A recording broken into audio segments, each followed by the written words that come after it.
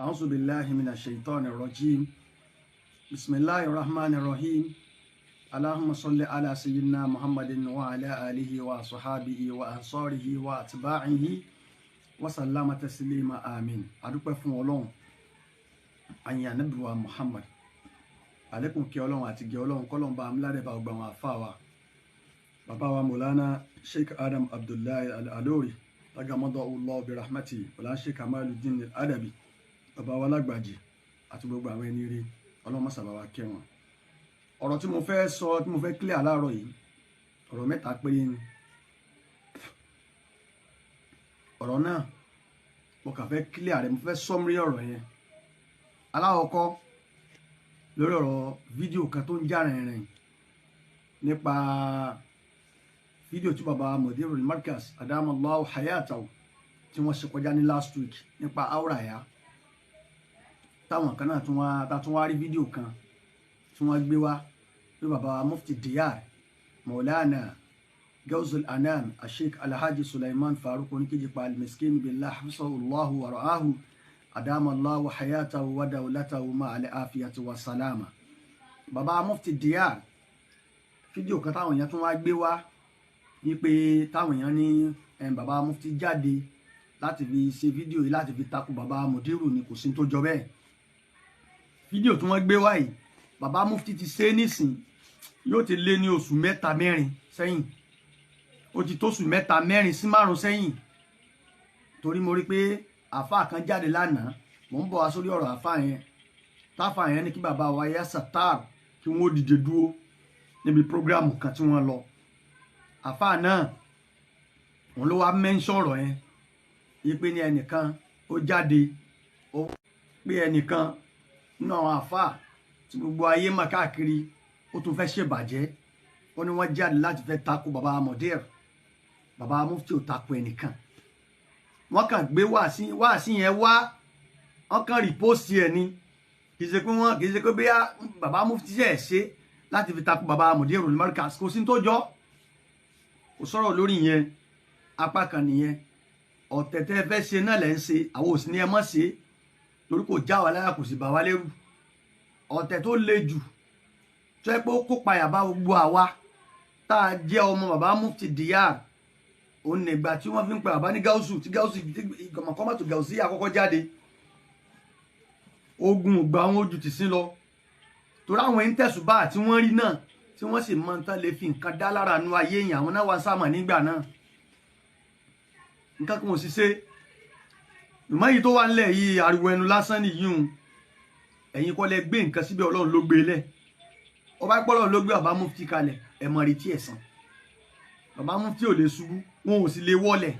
wọn ò sì lè dẹni àná. Gbogbo yìí tẹ̀ ń ṣe yìí géèmù ni, ẹ máa play géèmù yín lọ. Ọ̀rọ̀ ẹlẹ́ẹ̀kejì tó jẹ́ ìmọ̀ràn fún bàbá wa Yahya Sattar, odidi èèyàn ni bàbá wa Yahya Sattar, odidi èèyàn ẹni bàbá wa Yahya Sattar, wọn yìí ṣe ààbọ̀ èèyàn. Bàbá wa Yahya Sattar dẹ̀ ní bàbá tó bí wọn tí bàbá náà sì mọ Ọlọ́run, ìjọ Ọlọ́run bẹ lára bàbá náà, gbogbo nǹkan ni bàbá náà mọ̀ ala kulli fanni. Bàbá náà mọ ọkọ̀ Ọlọ́run, wọ́n tún mọ nǹkan míì tí wọ́n fi tún ayé èèyàn ṣe, tí bàbá Yahya Sattar jogún àwọn nǹkan yìí lára wọn, wọ́n sì fọlọ́run mọ ọmọ wọn. Gbogbo yìí tẹ̀ ń sọ jáde ní pé ní ẹ fẹ́ mọ mọ́kífù bàbá wa Yahya Sattar. Àkọ́kọ́ náà irú ìwọ tó ń gba bàbá wa Yahya Sattar nímọ̀ràn, ó kéré sí mọ̀ràn náà. Ìwọ tó jáde tó fẹ́ lọ máa lo orúkọ bàbá wa Mudir fẹ́ gbà yẹn mọ̀ràn, ó kéré sí mọ̀ràn yẹn. Nínú àwọn ẹgbẹ́ rẹ̀ wọ́n wà nínú àwọn tó ń kúnlẹ̀ fún bàbá wa Yahya Sattar, kírú ẹ̀ máa sọ pé ó fẹ́ gba bàbá Yahya Sattar nímọ̀ràn. Ìwọ kọ́ lọ ẹsẹ̀ ká bàbá Yahya Sattar pé kó jìnnà sí bàbá Mufti. Ọmọ ìyá làwọn, àwọn ò lè yára wọn. Abá gbójú ọ̀nà Markaz abá gbé sẹ́gbẹ́ kan báyìí, ojú ọ̀nà tàṣọ wúfu dà wọ́n pọ̀. O ò lè rí yẹn ṣe gbogbo yìí hun. Ṣé owó lẹ̀ ń san fún wọn ni àwọn tẹ́ ń pè yín nísìn? Ẹni kí wọ́n mọ̀ sún máwọn kan mọ́. Ẹ tún bọ́ sórí bàbá Sheikh Lebib, torí Sheikh Lebib náà everybody mọ̀ pé ń bá wí. Torí bàbá Sheikh Lebib ló ní Markaz tó bá tún pé àwọn àbí ẹ tún wá ní kí náà ń pè wọ́n fún ọ̀rẹ́ ni bàbá wa Yahya Sattar àti Sheikh Lebib ẹ̀yin kọ́ lẹ dàrin wọn rú bẹ́ẹ̀ bá ké oní Markaz ìyẹn ò ní kó mọ̀ láwọn tí ó bá ṣe mọ́ kí fún wọn tẹ́ ẹ fẹ́ mọ̀ yẹn ṣe ẹ̀ ń sanwó fún wọn ni tó wáá pé owó lẹ̀ ń san fún wọn ẹ fowó yín lẹ̀ mọ̀ san fún wọn mọ́ sálárì tẹ́ ẹ bá ń fún bàbá Yahya Sattar ẹ mọ̀ fún wọn mọ́ tẹ́ ẹ jẹ́ pé ní ẹ fi wá fẹ́ mọ̀ sọ wọ́n di ọ̀tá gbogbo everybody látàyédáyé làfáà ti sọ̀rọ̀ tí ọ̀rọ̀ ọmọ kí ó lè ká láfà ọ̀rọ̀ táfà bá sọ ìyẹn ò ní pé ní ọmọ kí ó yẹn ti dọ̀tá àfà rẹ̀ kí lẹ fẹ́ sọ kí ó dà kí lẹ fẹ́ sọ Markaz dá nítorí Ọlọ́run bàbá Mudiru ràn yín ní tẹ́ǹsì yìí bàbá Mudiru Markaz wọn ò ràn yín ní tẹ́ǹsì yìí gbogbo ẹni tẹ́ ẹ bá wá rí tó bá súnmọ́ àbá mufti nísìn ó ti dọ̀tá Mudiru nu ó ti dọ̀tá Markaz nu gbogbo ẹni tẹ́ ẹ bá rí nísìn tó gbogbo ẹni tẹ́ ẹ bá wá rí tó bá ti súnmọ́rú Sheikh Lebib nísìn tó jọ wọn Markaz ó ti dọ̀tá Markaz nu kí ló dé ṣe Islam náà wà lélẹ́yìí ojú ọ̀nà wà lélẹ́yìí gbogbo anybody nísìn ká mọ wá sọ̀tá àdúgbò tí mo ń gbé nísìn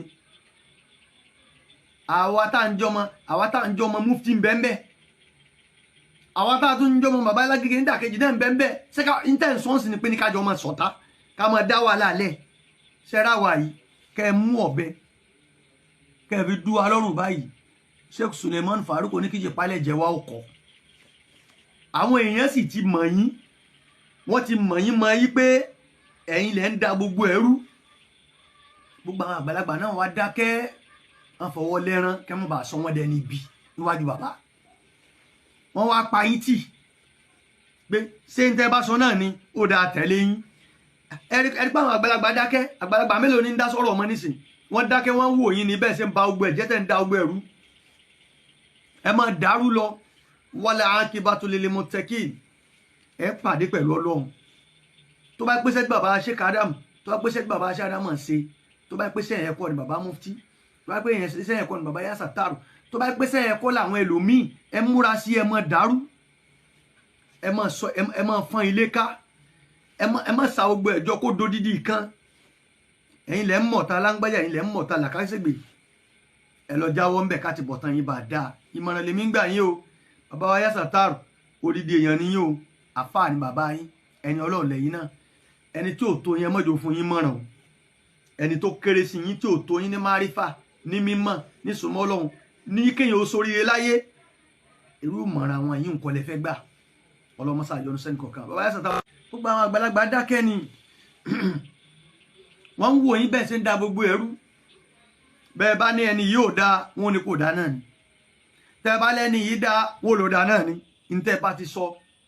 ẹni bàbá gbà sí ní gbogbo àwọn àgbàlagbà yẹn gbà sí lẹ́nu tó rán gbà yí pé ní ẹ lè lọ bá tàwọn jẹ́ lọ́dọ̀ àwọn mọ̀lánà ẹ lè lọ bá tàwọn jẹ́ lọ́dọ̀ Mudir pẹ̀lú wà burúkú tẹ́ ń wù yìí ìsọkúsọ àhesọ ọ̀rọ̀ ládùúrọ̀ ọmọ kí ó ti Sheikh Adam ní yìí kò wá sí gbólóhùn àtúnṣe kan lẹ́nu yín rí àfìbàjẹ́ ní tó bá ti dá kẹsàmọ́ bàjẹ́ kí ni tẹ́ fẹ́ gbà ń bẹ̀ ẹ̀yin yìí nìkan yìí náà ni bá pè yín lọ bí wá sí bẹ́ẹ̀ sọ̀rọ̀ mufti ẹ sọ̀rọ̀ nǹkan míì ẹ tí ẹ rọ̀rọ̀ nǹkan míì sọ ọ̀rọ̀ mufti náà ẹ sọ nǹkan míì sáfà mi ò sí láyé ni ẹ̀yin tí pé ní Ọlọ́run gangan ò yé yín ìmọ̀ méjì ló wà ilmu Allahi wa ilmu shaitan ẹ̀yin náà kó máa já yín nínú irú ìmọ̀ tí bá ń bẹ lọ́dọ̀ yín ṣe ìsìláwù ní tẹ̀sí kírù rẹ máa pé bàbá Yahya Sattar dìde dúró bàbá Yahya Sattar ọkùnrin Ọlọ́run ọjọ́ láì ipò tí bàbá náà wà lónìí